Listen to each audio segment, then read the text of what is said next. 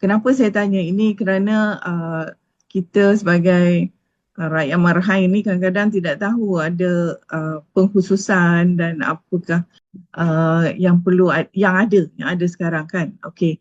Jadi saya nak pergi kepada soalan yang kedua, iaitu jikalau boleh saya nak tahu sedikitlah, kita mulakan dengan fundamental, iaitu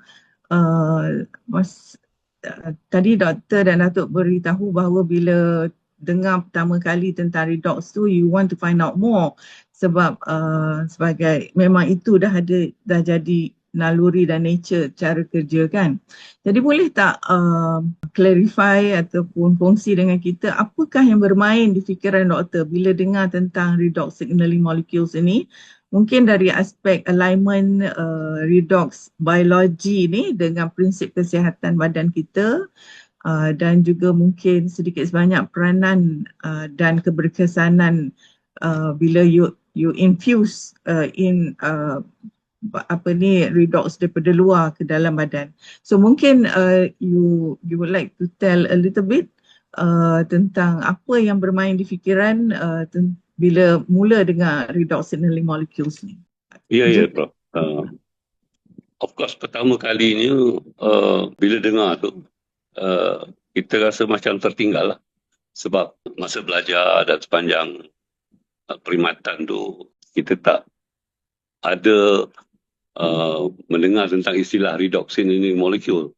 Ya, mungkin bukan bidang kita pada waktu itu, mungkin. Jadi itu pertama kali kita dengar mengenai redox signaling molecule. Ya.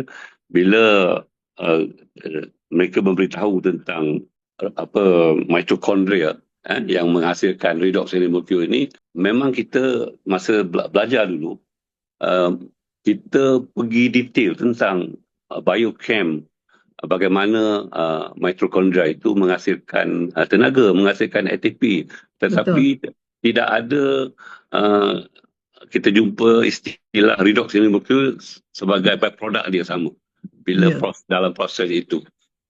Jadi mungkin 1990 sampai like that, mungkin baru ada. Pada waktu itu kita dah ada dalam perkhidmatan dan tidak banyak diperkatakan. Walaupun kita pergi ke mana-mana conference ke dan sebagainya, America conference yang ada almost every year, tidak ada keluar istilah ini dalam conference tersebut. Ya, sebab ilmu ini terlalu luas kan.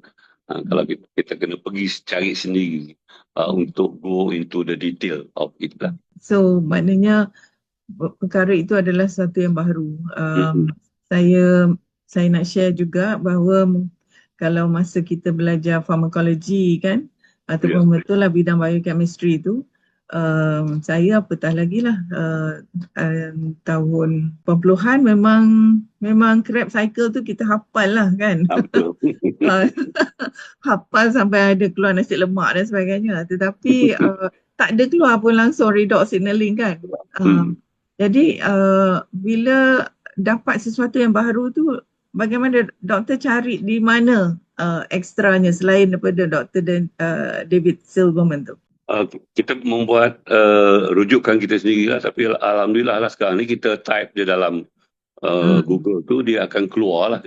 Especially yang berkaitan istilah redox sign kan. Yang banyak artikel-artikel tentang RSM ini, ya. Tetapi bukanlah kita katakan menyatakan tentang arterial redox. Kan? Maknanya RSM itu memang diperakui, memang ada wujud, ada keperluan, kepentingan untuk sistem badan kita berfungsi dengan baik. Itu memang diperakui dalam, bukan nak kata ratus, ribu-ribu kan? Tapi yang sempat baca beberapa jurnal yang berkaitan, hubung kait lah. Dan interestingly, minat saya lebih kepada cara hidup sihat. Bila kita baca the explanation, bagaimana contohnya melakukan senaman aktiviti fizikal secara sederhana kan, membantu kepada kawalan kepada penyakit-penyakit tertentu kan. Jadi apa pun explanation last itu adalah berkaitan tentang keseimbangan redox dalam badan. Dalam badan. Jadi itu yang buat lagi menarik untuk explore kan, untuk explore tentang hubung kait redoksi nilai molekular dengan penyakit-penyakit yang lain. Jadi bila kita baca satu-satu kan, contohnya dalam konteks penyakit kronik, diabetes, apa peranan redox dalam itu, redox nilai molekular dalam itu.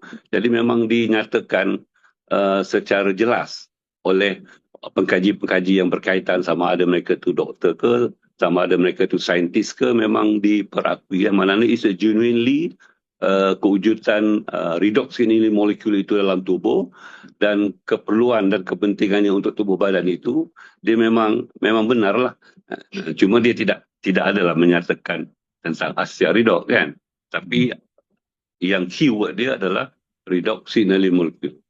Itu yang aku juga banyak penyakit-penyakit kronik bila diorang buat kajian memang berkaitan tentang puncanya ketidakseimbangan redox tadi dalam badan, punca dia, dan perlu diseimbangkan dalam badan.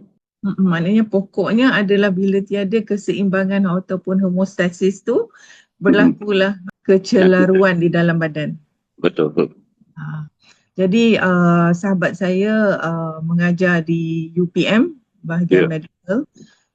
Masa bersembang dengan beliau, dia kata dia mengajar redox biology.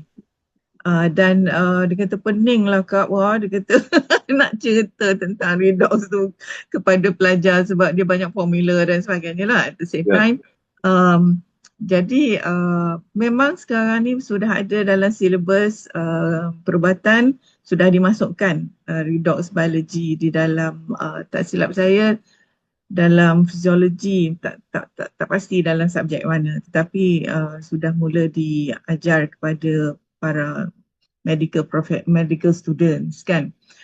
Datuk nak tambah apa-apa Datuk? Saya ada satu lagi soalan dari segi bila both of you are in kesihatan awam, I'm sure aspek safety tu terlintas dalam fikiran you. Sebab memang kita tahu dah belajar, dah tahu tentang adanya RSM dalam badan. Tetapi apabila RSM yang dihasilkan di luar badan diminum oleh manusia ni, adakah doktor, both of you mencari evidence tentang keselamatan bila kita introduce RSM yang dihasilkan ke dalam badan? Were you asking those questions juga tak? Of course, Prof. Sebab dalam konteks profession, kita punya medical professional ethic ini, kita yang utamanya adalah keselamatan pesakit. Kan? Kalau kita tak boleh rawat, kita jangan lagi menimbulkan, kita katakan, komplikasi kepada pesakit tersebut lah. So kalau kita baca dalam Code of Professional Conduct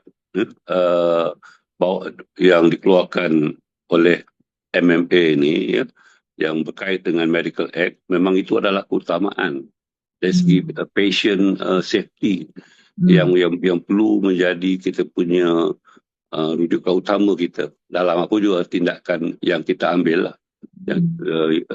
Itu memang perlu, ya. Tentang keselamatan individu-individu yang kita rawat lah. Jadi macam mana doktor come to the point of boleh accept? Adakah sebab doktor minum sendiri dan lihat keadaan pada diri sendiri ke macam mana? Mula terbuka hati untuk consider taking redox tu? Ada beberapa sebab lah. Pertamanya, of course, kita the moment kita register beli dan memang kita terus consume hinggalah hari ini. Maknanya untuk 4 tahun, 5 tahun ni memang kita kalau miss pun sehari 2 hari saja dari segi pengambilan, ya. Dan alhamdulillah untuk kami berdua ni tidak ada timbul healing crisis ke ataupun kesan-kesan sampingan dalam konsep pengambilan redox ini, ya. Dan keduanya yang lebih meyakinkan apabila banyak artikel-artikel dan kajian-kajian yang menyatakan tentang kepentingan dan keperluan redoxynol molekul ini, apatah lagi bila dikatakan redox ini adalah native to the body kan. Contoh, dan juga kita yakinlah dan percaya kepada makmal-makmal yang membuat ujian kepada produk ini yang mengatakan wujudnya molekul tersebut dalam siaridok itu. Jadi kalau makmal yang membuat kajian ini bukan sebarang makmal.